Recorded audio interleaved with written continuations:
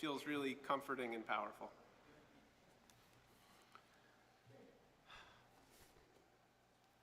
So as some of you may know, I spend 1 day a week working as an interfaith chaplain at Beverly Hospital. The work there can be incredibly challenging.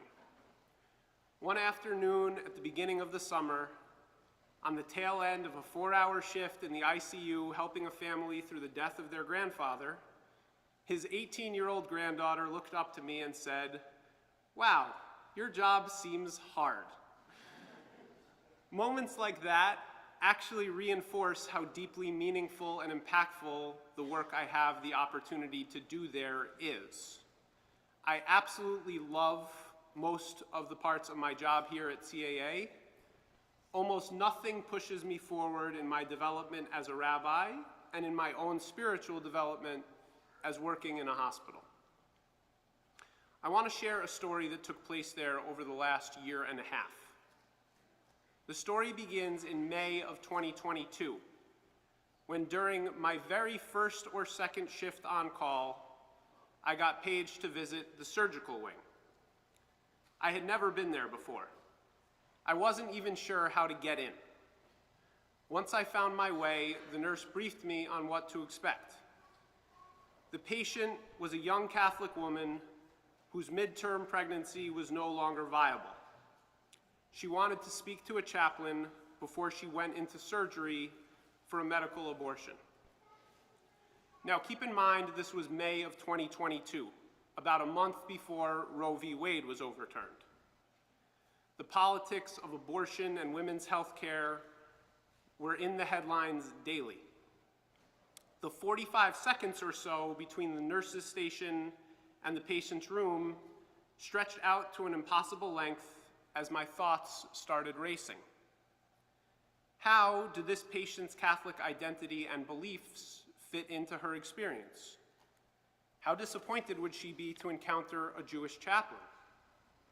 Where did my own beliefs and politics fit into this? Was I entering into a minefield? And just as quickly as I walked in and introduced myself, everything external fled. She was simply heartbroken. In her moment of intense physical and medical crisis, she needed spiritual comfort.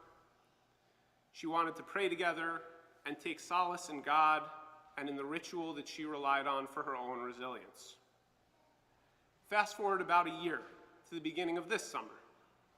I was paged again, this time to the labor and delivery unit, another floor where we are infrequently called and where, if possible, we defer to female chaplains on staff. I was the only chaplain working that day, so I headed up to the department and promptly got lost. Turns out maternity and labor and delivery are two separate floors. Who knew? These extra moments gave me plenty of time to fret. Most of the calls we get to this part of the hospital are difficult ones. Births that didn't go as expected, mothers who won't be able to take care of their babies, families struggling with postpartum depression and anxiety. Was I up to counseling anyone through that? I finally made it to the room and stood outside to take a few deep breaths, to try and still my mind and racing heart. However, my trepidation quickly shifted as I walked in and saw that same patient from over a year ago, smiling broadly, holding a sleeping newborn baby to her chest. In her moment of joy and relief, she had called for a chaplain to offer a prayer of thanks and a blessing for her child. I've thought about each of these moments many, many times over the past year and a half. I don't know the mathematical odds of me being the chaplain in both of those rooms about a year apart, but I firmly believe that the sum of this experience allowed me to see a glimpse of God's presence in my life and in our world. Yet the outcome of this story and my role in it were precariously in the balance the entire time. Had I brought any of my own baggage into the room with me on either occasion, I could have failed to understand what this patient needed or why she was asking for spiritual care. My preconceived notions of religion, of politics, of who asks for a chaplain and when and why would have undermined my presence in the room and any benefit I could hope to offer. A similar instance, gone disastrously wrong, is what we initially see in this morning's Haftarah reading from the book of Samuel. Hannah, the favored but childless co-wife of an Israelite named Elkanah, goes to the sanctuary in Shiloh in a state described by the text as Marat Nefesh, a verse translated by Everett Fox to read, "And she was bitter of feelings, so she prayed to Adonai while she wept." Yes, wept. She pours out those bitter feelings caused by her childlessness in a prayer to God. She was speaking in her heart, only her lips were moving, but her voice could not be heard. The Talmud identifies her behavior in prayer that day as the paradigm of prayer for the Jewish people for all time. Yet Eli, the ranking priest in Shiloh, seems completely out of touch with what's happening in front of him. We can only guess what was on his mind. He witnessed behavior that was unfamiliar to him and reacted by condemning it, accusing Hannah of being drunk. Change, new ritual, a woman flouting the patriarchal rules. We've all seen Barbie at this point. We know that all of these factors make those in power uneasy. Eli's short-sighted reaction, however, wasn't just a response to perceived threats to the status quo. Hannah, as a woman experiencing infertility, had the deck stacked against her from the outset. As Rabbi Deborah Orenstein writes in her book, Life Cycles, Jewish Women on Life Passages and Personal Milestones, Jewish tradition itself creates a dilemma for Jews who suffer infertility and pregnancy loss.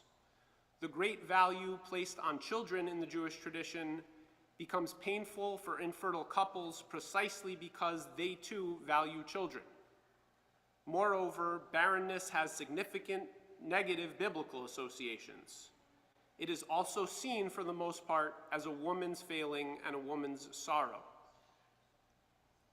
Jewish ritual and tradition do a lot of things so well in ways that provide so much comfort.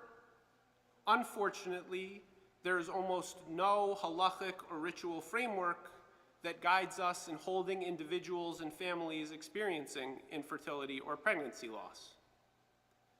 I want to be clear that this is not solely a Jewish dilemma, and certainly not exclusively an ancient one.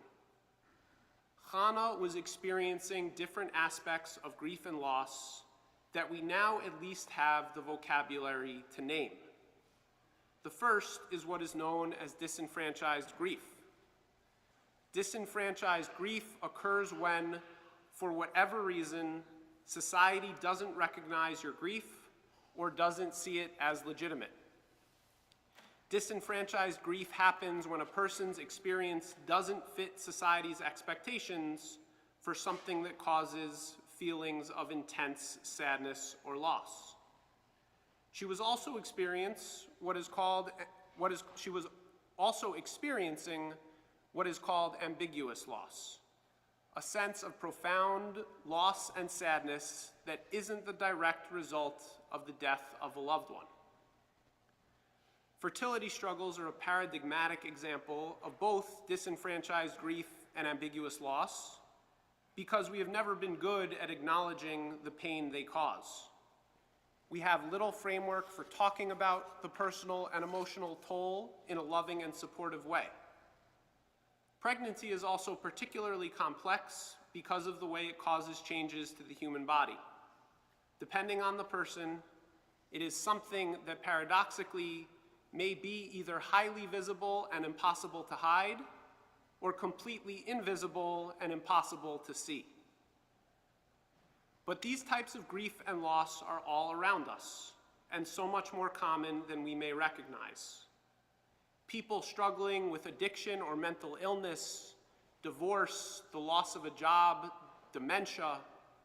These are just a few of the people, along with their loved ones, whose pain and grief is often overlooked, misunderstood, or intentionally negated.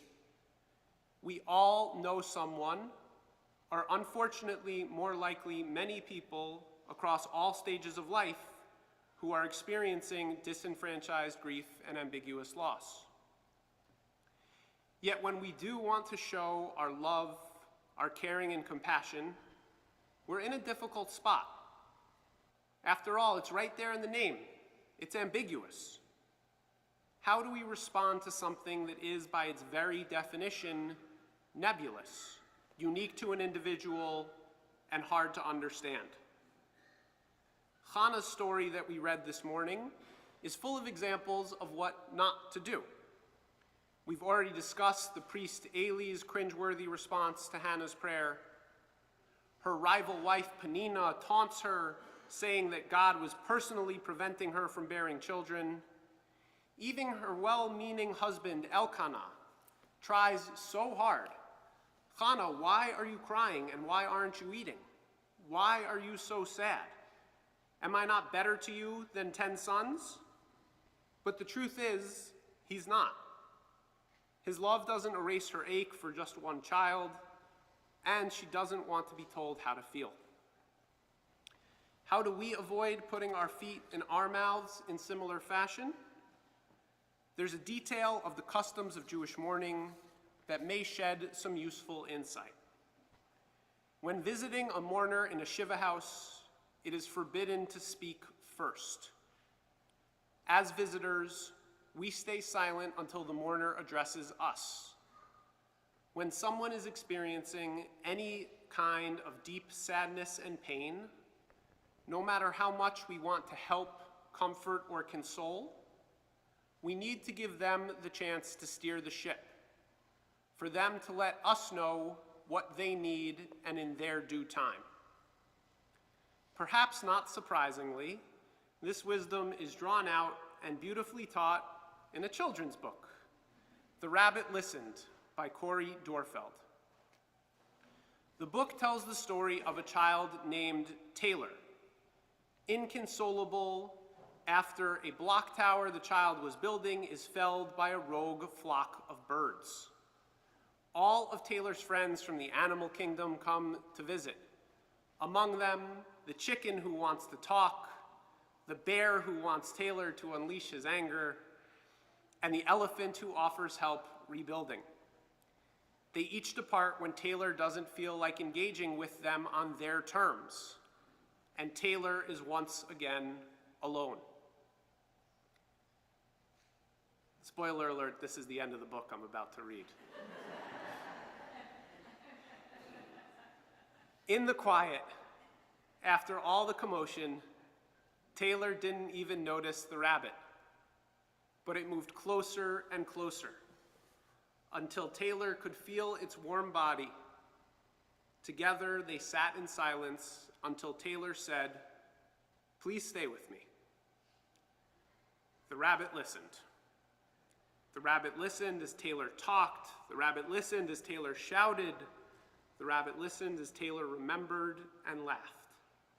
The rabbit listened to Taylor's plans to hide, to throw everything away, to ruin things for someone else.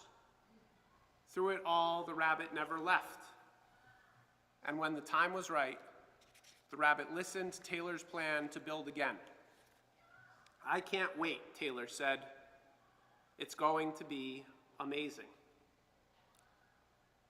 I encourage us to try to be like the rabbit, to show up for the people who need us, when they need us, and how they need us, to listen first before we do anything else.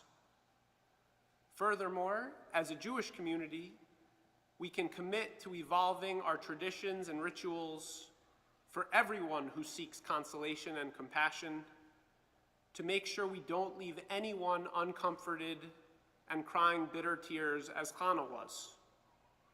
To close, I want to share a brief prayer from Rabbi Barry Citron. These lines demonstrate how we can craft new prayers using our own voices to reach out to God, while also inspiring each other to help fill the void caused by sadness, grief, and loss. God, be with our loved ones in their time of grief until hope breaks through like dawn at the end of the night. Teach us to be with them too. Let their sorrow break against us. Help us to place our arms about them. Shabbat Shalom and Shana Tova.